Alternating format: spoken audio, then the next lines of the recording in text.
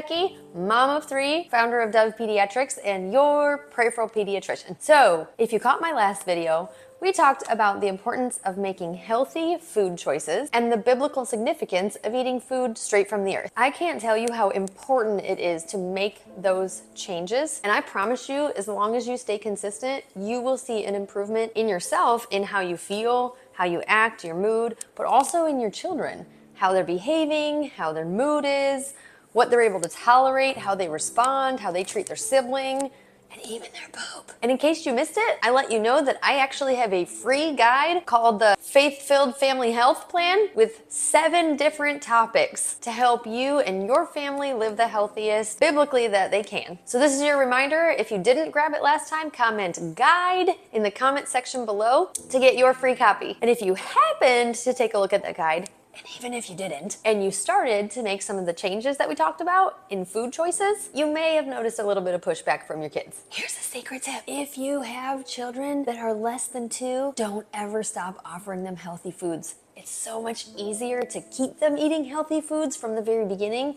than it is to backtrack. But that's okay. If we have to backtrack, I got you. So because you probably got some pushback, you may have even given up a little bit on enforcing the boundary. And listen, that's okay. Picky eaters are gonna take time. It took them a long time to establish that pattern, and they may have had their heels dug in for years, depending on your situation. And they do not want to eat the thing that you want them to eat. They might rather have something else. And just so we're clear, I'm talking about children who do not have other sensory sensitivities, but just prefer junk food. I have to parenthetically insert that if you do notice other signs of your child having difficulty with processing certain sounds, certain textures, if they're super picky and they're regressing in their food choices along with all of these other concerning behaviors, please talk to your pediatrician or a pediatric occupational therapist about getting them evaluated for a sensory processing difficulty. But back to the kids who just don't want to do it.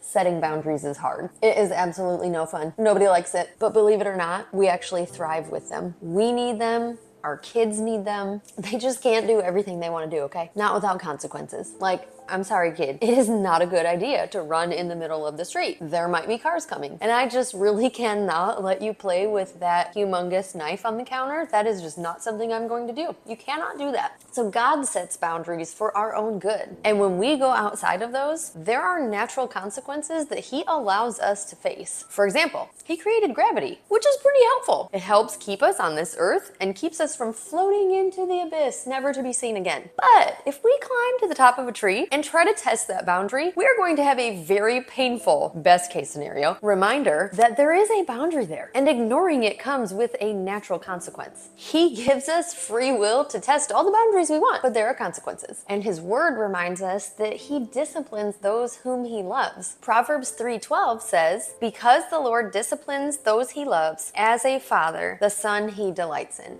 He delights in us. He loves us as a father. Again, He created these bodies and He knows what's good for them. And discipline doesn't necessarily mean spanking. Discipline just means that I have set boundaries that are healthy for you. I've communicated clear expectations, and I've communicated to you what the consequence is going to be if you go outside of those boundaries. This goes all the way back to the Garden of Eden. In Genesis 2:16, God tells Adam, "You are free to eat from any tree in the garden, but you must not eat from the tree of the knowledge of good and evil, for when you eat of it, you will surely die." He could eat from literally any tree. He could eat from any tree in the garden. I'm sure there was every fruit. I'm sure there was fruit that we don't even know exists anymore. But isn't it just like Satan to twist the word of the Lord and to make you think that you are missing out on something? You have access to every single kind of fruit and plant and everything you could ever need, but you don't have that one. That is a word for somebody. Okay, this just hit me.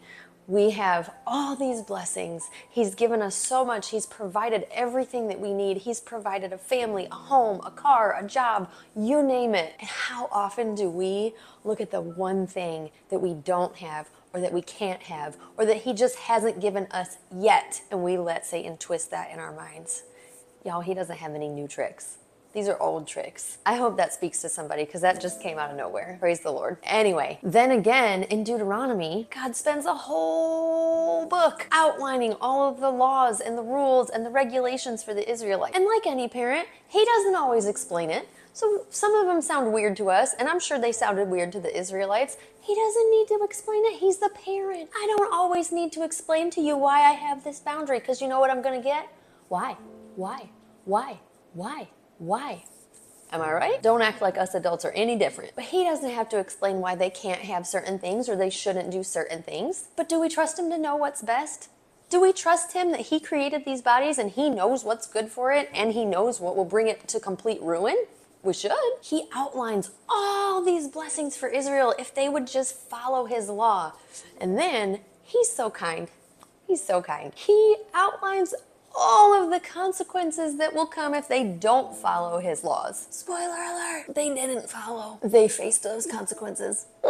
If you're not sure, just read 1st and 2nd Kings, 1st and 2nd Chronicles, Ezra, Nehemiah, and Esther. Oh, and Daniel too. So hopefully by now you see how important boundaries are and sticking to them. So let me leave you with just a few tips on how to stick to those boundaries when your kids just absolutely want to dig in their heels and fight you on them. Number 1, take a boundary inventory. Grab a piece of paper and a pen, grab your spouse, and figure out where do you need to make improvements? What's most important right now? What is the first most important thing you need to work on with your child? Is it to get them to try new foods one at a time? Is it to ask them to respect their sibling and stop hitting? Is it that they need to obey right away, especially in public, or it's a matter of safety? For example, our kids, we ask them to listen immediately if we shout their name, because where they're walking, they could be walking right into a snake pit. They could be walking into the middle of the road and we see a car coming and they don't see it. So we needed them to have their listening ears on, that when we call their name, quickly stop where you are right in your tracks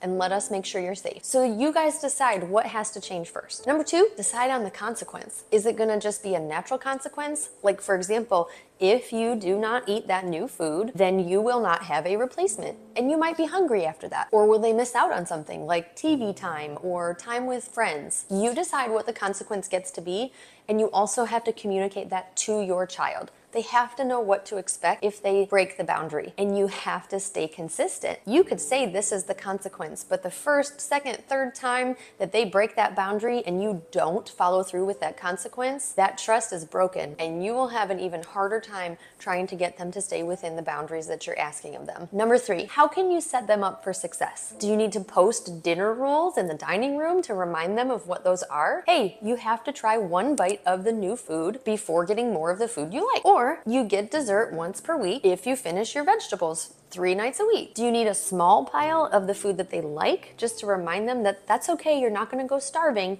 but you have to finish the pile of the new thing before you get more of the thing you like? Or do they just need a timer to help calm down, or a timer to finish eating dinner? You know your child best of all, so you know what kind of help they need in order for them to be the most successful with your boundaries. So sit down with your spouse and most importantly, make sure you're on the same page. Consistent expectations, but also consistent messaging between the two of you will go so much further. So as always, if you found this helpful, please like, subscribe, and don't forget to share. Share with that mama who you have seen that might be struggling with some boundaries. If your mom set boundaries when you were little and you thrived because of them, share it with your mama and tell her thank you. Thank you, Mom, for setting boundaries. I know you love me. And then remember, comment guide in the comments if you want to get my faith-filled family health for free. Just comment guide below. Can't wait to see you guys next time. God bless.